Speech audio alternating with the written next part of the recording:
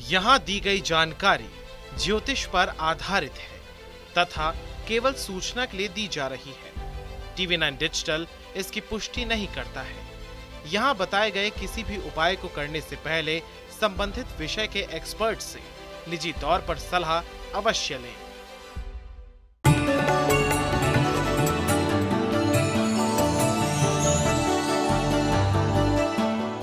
नमस्कार, astro science में आप सभी का स्वागत है। मैं हूं अंजलि और मेरे साथ इस कार्यक्रम में हैं एस्ट्रो साइंटिस्ट गुरुदेव जी वशिष्ठ जी।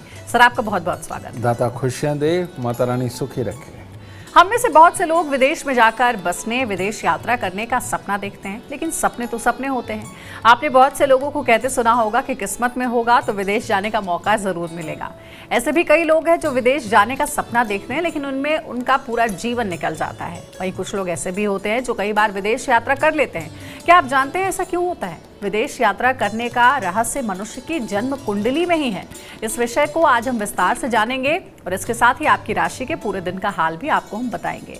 तो गुरुदेव, सबसे पहले हम जानते हैं कि कुंडली में आखिर कौन सा योग विदेश में पढ़ाई के योग बनाता है? जन्म कुंडली के अंदर बहुत सारे हालात बनते हैं और जन्म कुंडली का तीसरा घर, जन्म कुंडली का 12वां घर और जन्म कुंडली का 9वां घर, ये 3 घर ऐसे हैं जो विदेश लेकर के जाते हैं। और ऐसी अवस्था के अंदर बच्चा जिस महादशा के अंदर पैदा हुआ है उस चीज़ की पढ़ाई करने के लिए इंसान विदेश में जाता है, बशर्ते कि वो ग्रह तीसरे, 12वें या 9वें घर के अंदर बैठा हुआ हो। तो ये टेक्निकल चीज़ है।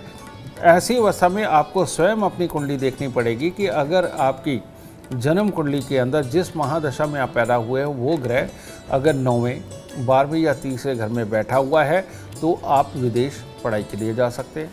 एक तो ये योग है। दूसरा, अगर जन्म कुंडली के चौथे घर के अंदर केतु देव विराजमान है, शनि खराब विराजमान है, तब भी आप विदेश में जा सकते हैं। और अगर जन्म कुंडली के अंदर केतु देव तीसरे, 8वें या 12वें घर के अंदर बैठे हुए हैं तब भी आप विदेश यात्रा कर सकते हैं। तो ये योग बनते हैं विदेश जाने के और विदेश जाकर के पढ़ाई पूरी करने के।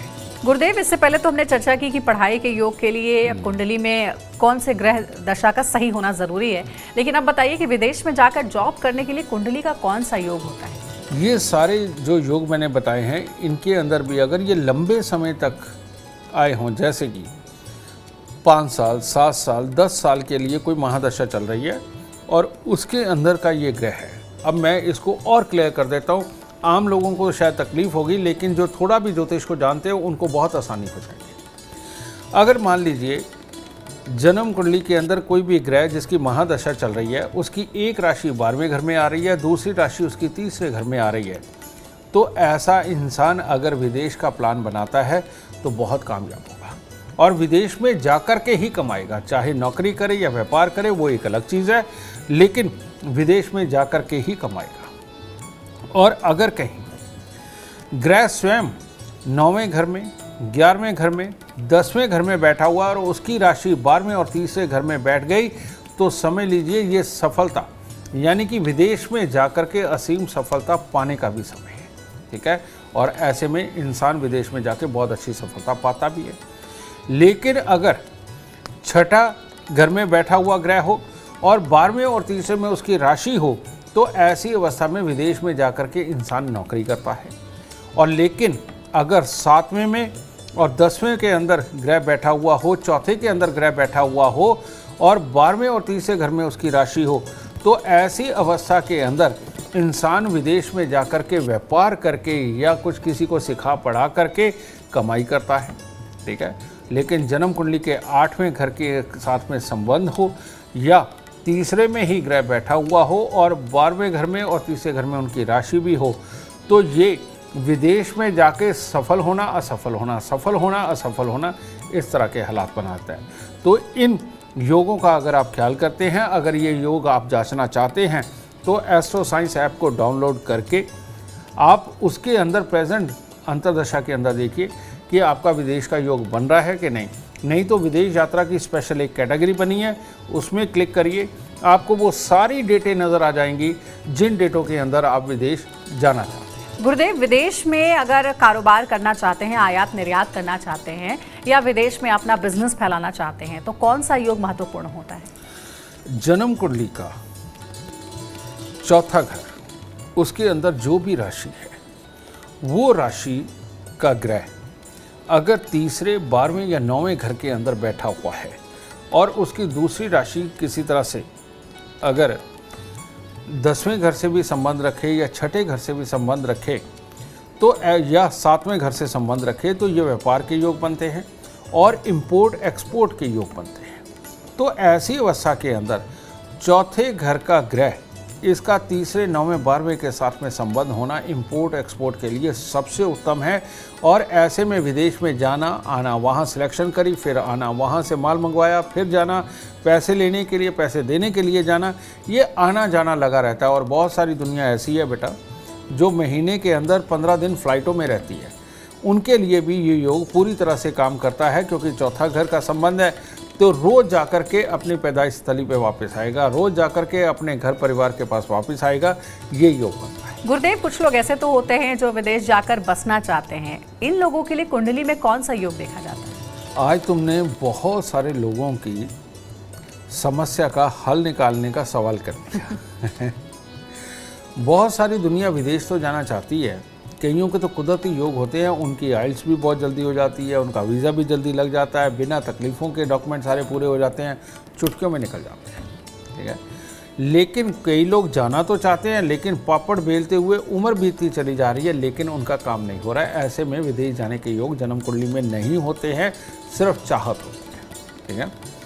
लेकिन जो लोग विदेश जाना चाहते हैं, बहुत देर से तकलीफ़ें झेल रहे हैं और उनके डॉक्यूमेंट्स भी पूरे नहीं हो रहे हैं, इन लोगों के लिए अमृतमयी लाल किताब का एक उपाय।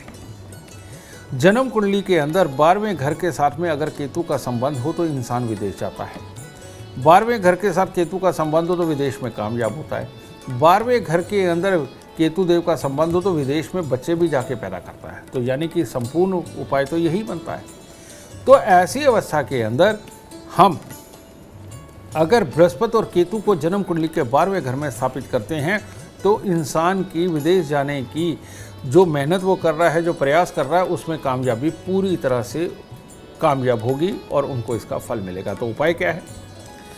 43 दिन लगातार एक 2 रंग के कपड़े लाएं, एक सफ़ेद एक काले रंग का। जो काले रंग का कपड़ा है वो आगे से बिल्कुल कोना बनाते हुए आपने बनाना है और पीछे का जो सफ़ेद रंग का है वो डंडे के साथ में जो आपने एक होल बनाना है डंडे के लिए, ये एक तिकोना झंडा बनाएं सफ़ेद और काले कपड़े को मिला करके, लेकिन कोने वाला हिस्सा काला और पीछे वाला हिस्सा जो डंडे में लगेगा वो सफ़ेद।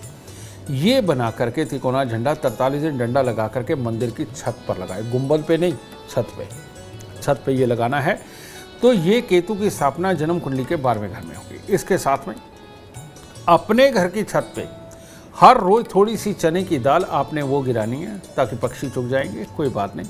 तो हर रोज़ चने की दाल घर की छत पे गिराएं और काला सफ़ेद ये झंडा केतु की स्थापना ये मंदिर की छत पर लगाएं। तो आपका विदेश जाने का सपना पूर्णतः सच होने वाला है और पूरी कामयाबी के साथ में सच होगा। गुरुदेव, कुछ लोग सिर्फ विदेश घूमने के शौकीन होते हैं, तो क्या इसमें भी कुंडली का योग मायने रखता है? बिल्कुल मायने रखता है। तुमने एक शब्द इस्तेमाल किया, शौक। शौक शुक्र देता है।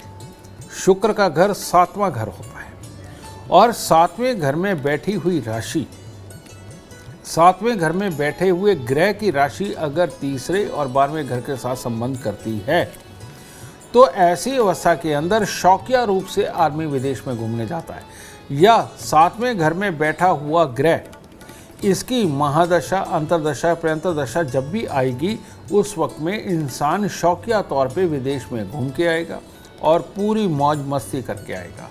तो ये चीज़ आप हमारी ऐप से भी जान सकते हैं, एस्ट्रो साइंस ऐप से, और अपने पास कोई भी आपके यहाँ काबिल ज्योतिषी हो तो उससे आप पता कर सकते हैं कि 7वें घर में बैठे हुए ग्रह का समय कब आ रहा है अंतरदशा में।